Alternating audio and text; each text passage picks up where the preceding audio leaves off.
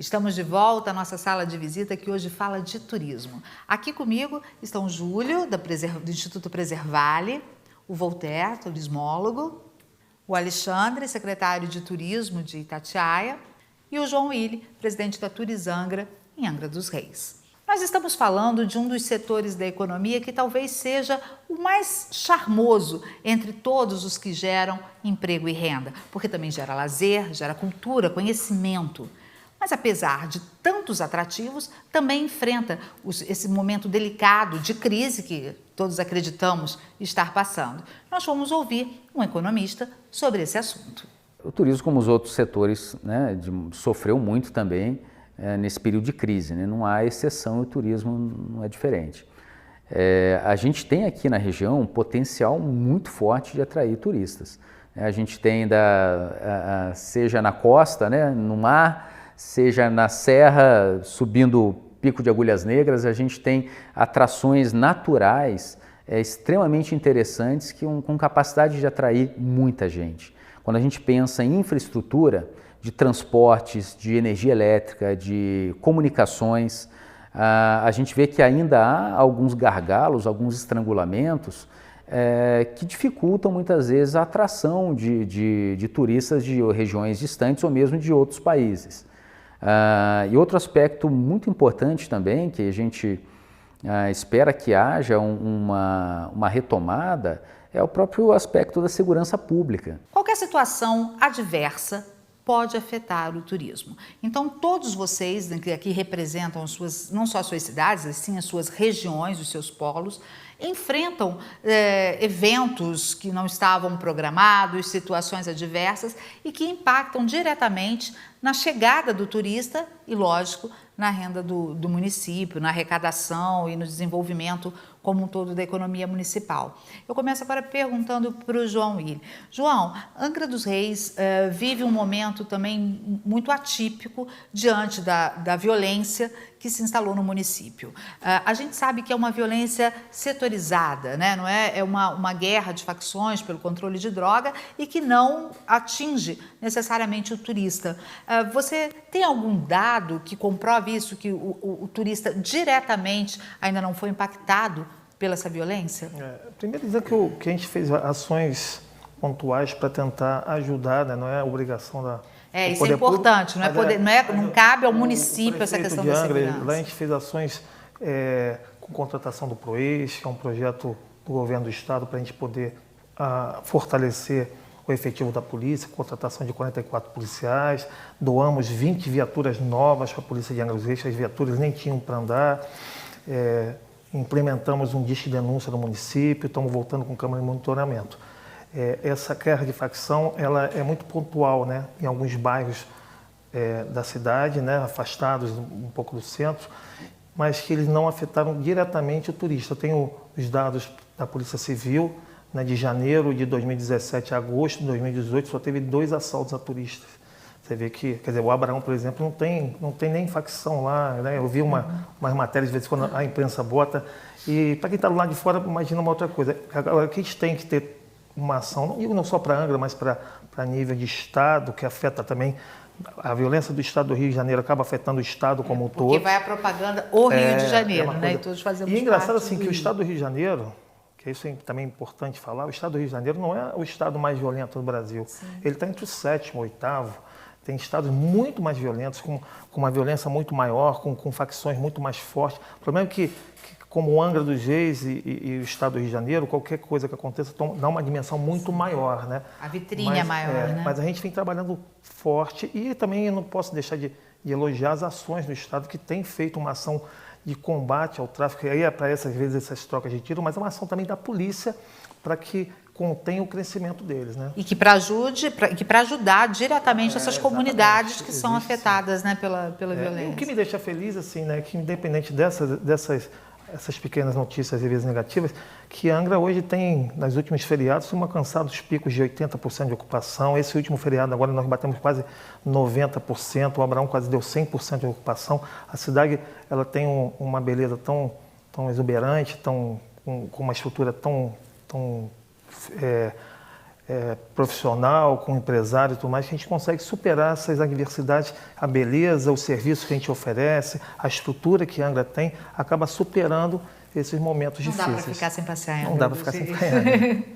E já aqui na nossa região aqui da Serra, aqui na região de Itatiaia, região dos Condes de Mauá, um problema também eventual e que não estava previsto por ninguém foi a chuva, uma chuva fora do comum que caiu no início do ano e que derrubou mais de 100 barreiras na estrada que liga Penedo à região de Visconde de Mauá. Como está essa situação hoje, Alexandre? Eu passo lá de vez em quando e a estrada está transitável, sem nenhum problema. Já foi licitado agora para... Está bem sinalizada, apesar de ter ainda problemas, está bem sinalizada. E já foi também feita a licitação para poder começar a obra ano que vem, da reforma da estrada, né? E é bom destacar que são alguns pontos da estrada que tiveram problemas mais sérios e que não foram ainda recuperados, porque são problemas estruturais, né, dependem de obra, mas os carros passam.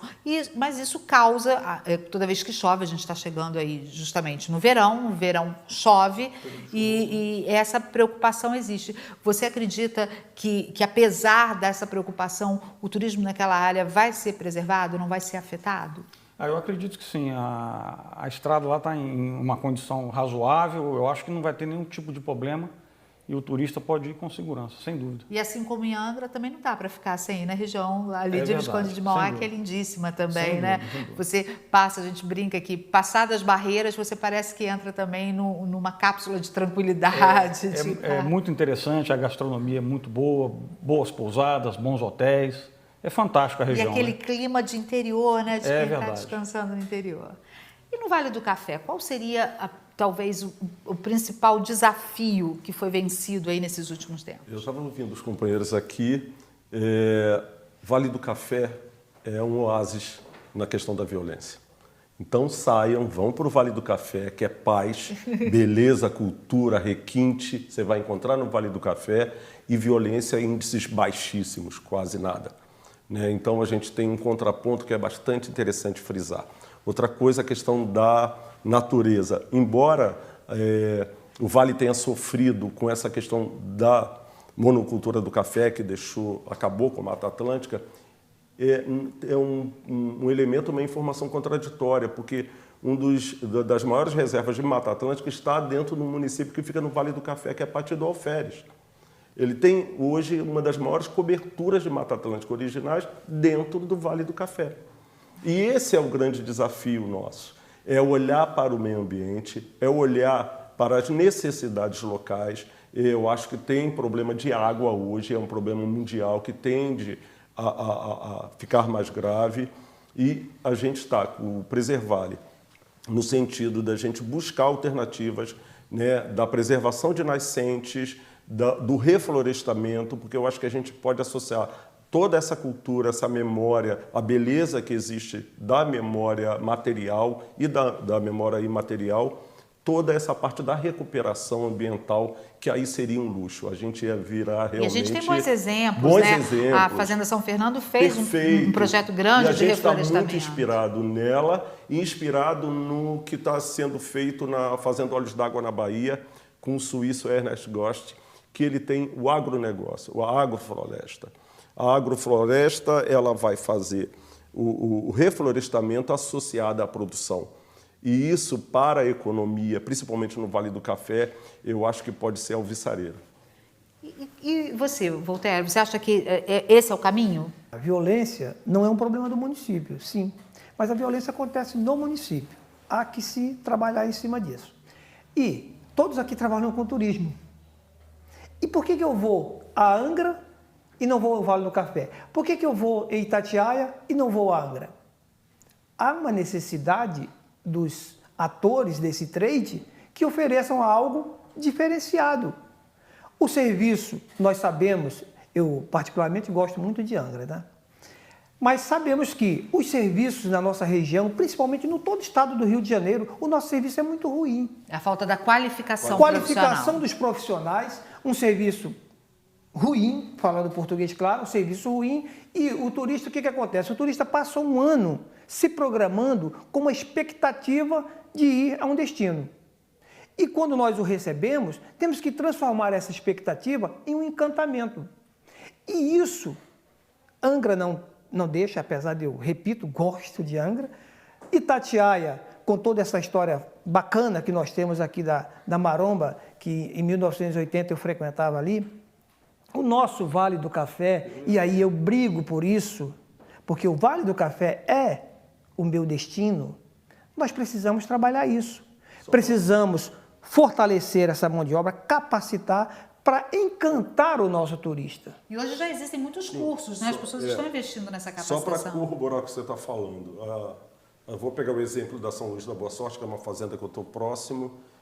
Ela criou o Museu do Café, o primeiro Museu do Café no Vale do Café e no estado do Rio de Janeiro, porque quando falava em café, o café era o Museu do Café em Santos, São Paulo. Então a Fazenda São Luís da Boa Sorte criou uns jardins de café e tal coisa. Você esteve na inauguração, as pessoas todas podem ir, né? A gente tem visita guiada e a gente também cola e acaba tropeçando nesse processo da formação, principalmente no Vale. Isso é uma grande oportunidade de emprego, então aí os jovens que estão nos assistindo, se qualifiquem, né? O turismo está de portas abertas, há vagas do turismo para poder recebê-los, né? A gente procurou, Paula, o Sebrae, então a gente está tentando se associar ao Sebrae no sentido de formação mesmo, no campo da hotelaria, no campo do turismo, a gente está sempre conversando com o Sebrae. A gente promoveu ações durante todo esse ano de 2018 no Rio de Janeiro, fizemos workshop no Hotel Copacabana Praia, e você esteve envolvido, fizemos a apresentação para os cônsules do turismo da região, das fazendas, lá no Hotel Sofitel. O Preservale está se movendo no sentido daquilo que a gente acredita. O Vale tem que ser visto. E isso também é necessário, você falando, tem que ser visto. E a gente precisa mostrar. Então, a propaganda também é importante, né? Que os polos de turismo se mostrem. Sim, e com isso, há uma necessidade, aquilo que você falou em Angra, que os gestores comecem a fazer um planejamento para o ano seguinte. Há necessidade de um calendário sendo lançado agora em dezembro, para que os profissionais do trade, os hotéis, as agências possam vender o seu destino com um ano de antecedência. Caso contrário, a gente vai estar sempre apagando incêndio. Então, há uma necessidade de capacitarmos a mão de obra das pessoas que vão trabalhar dando combate ao turista, como daqueles que são os gestores que planejam o turismo para o ano seguinte. Sempre um trabalho conjunto, né? E sobre o ano seguinte, a gente vai falar daqui a pouco, depois da nossa pequena parada, para mais um cafezinho. Até já!